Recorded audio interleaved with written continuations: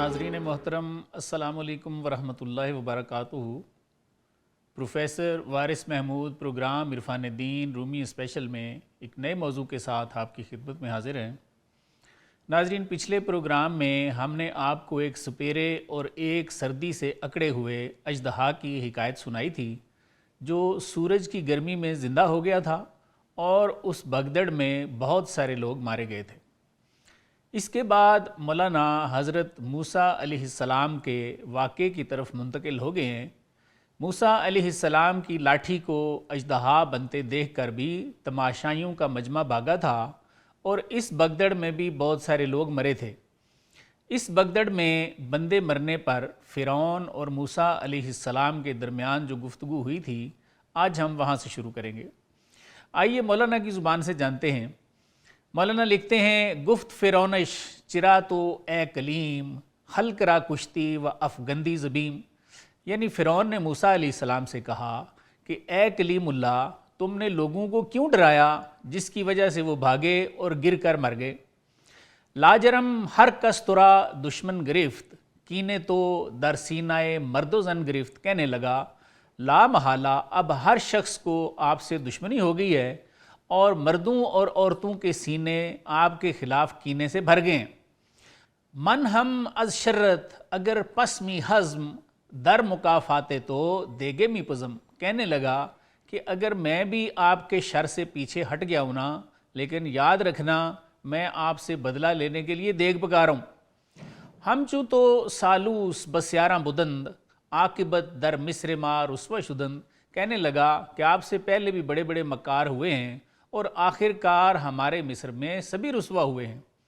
गुफ्त बा अमर हकम इश्तराक नीस्त गर बरेज़त होनम अमरश बाक नीस्त। मूसा अलैहिस्सलाम ने फरमाया कि अल्लाह के मामले में मेरी शिरकत नहीं है, अगर उसका हुक्म मेरा खून भी बहाए ना तो कोई मज़ायका नहीं है। राज़ियम मन शाकिरम मन ए हरीफ ई तरफ रुस्वा व पेश हक शरीफ। मूसा अलैहिस्सलाम ने फरमाया कि ए दुश्मन, मैं अल्लाह से राज़ी हूँ और उसका शुक्रगुजार हूँ। अगर मैं इस दुनिया में रुस्वा भी हो गया तो अल्लाह के हों तो बाइज़्ज़त हो ना। इज़्ज़त आने उवस्त व आने बंदगानश अज़ आदमो इब्लीस बरमिखा शानिश। मूसा अलैहिस्सलाम ने फरमाया कि इज़्ज़त अल्लाह की मलकियत है और उसके ग़ुलामों की मलकियत है। हज़रत आदम अलैहिस्सलाम और इब्लीस के वाक़े से हमारी शान का मुताला कर लो। गुफ्त फ़िरौनश वरक दर हुक्म मास्त दफ्तरो दीवानो हुक्म ई हरदम मरास्त। फ़िरौन कहने लगा कि कागज़ मेरे हुक्म में हैं, दफ्तर और कचहरी और हुक्म इस वक्त सब मेरा है। जमा आरम साहिराने दहर रा ताकि जोहले तो नुमायम शहर रा। फ़िरौन कहने लगा कि मैं दुनिया भर के जादूगरों को जमा करने जा रहा हूँ ताकि शहर के लोगों को आपकी जहालत दिखाऊँ। ई नहा हद शुद्ध बर रूज़े व दो रूज़ मोहलतम दे ता चहल रूज़े तमूज़। फ़िरौन कहने लगा, लेकिन ये काम एक दो दिन में तो नहीं हो सकता, मुझे गर्मी के इस मौसम में 40 रोज़ की मोहलत दो। हक ताला वही करदश दर ज़मा मोहलते दे मरूरा महरा सज़ा। अल्लाह ताला ने मूसा अलैहिस्सलाम को वही भेजी कि इसको मोहलत दे दो और इससे घबराओ मत। गुफ्त अमर आमद बिरो मोहलत तुरा मन बजाए खुद शुदम रस्ती हला। मूसा अलैहिस्सलाम ने फरमाया कि हुक्म आ गया है, जा तुझे मोहलत है, मैं भी अपनी जगह जाता हूँ, फ़िलहाल तेरी जान छूट गई है। अब आगे मौलाना मूसा अलैहिस्सलाम के असा का कुछ हाल बयान करते हैं। लिखते हैं, ओ हमीशुद अजदहा अंदर अकब चूँ सगे सयाद दानाओ मुहिब। मौलाना लिखते हैं कि मूसा अलैहिस्सलाम जा रहे थे और उनका असा जो कि अजदहा बन चुका था, उनके पीछे पीछे समझदार और मोहब्बत करने वाले शिकारी कुत्ते की तरह जा रहा था। आगे लिखते हैं, चूँ सगे सयाद जुम्बा करदा दुम संग्रामी करद रेग जेरे सुम। मौलाना फरमाते हैं कि वो अजदहा शिकारी कुत्ते की तरह दुम हिलाता हुआ पीछे पीछे जा रहा था और अपने पाँव के नीचे पत्थरों को रेत बनाता जा रहा था। संगो आहमरा बदम दरमी कशीद खुर्दमी खाईद आहररा पदीद। मौलाना लिखते हैं कि वो अजदहा पत्थर और लोहे को सांस से अपने अंदर खींचता था اور لوہے کو نمایاں طور پر باریک چباتا جاتا تھا۔